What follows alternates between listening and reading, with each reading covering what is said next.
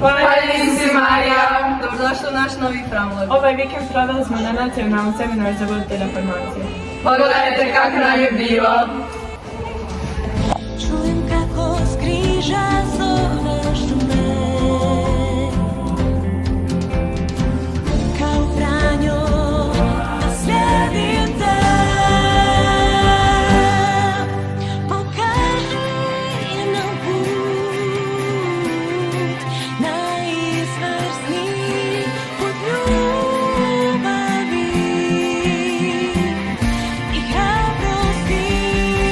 Svoju iskru zapali u nama i duha Gospodnje nam podari. Nije lako trnjem proći,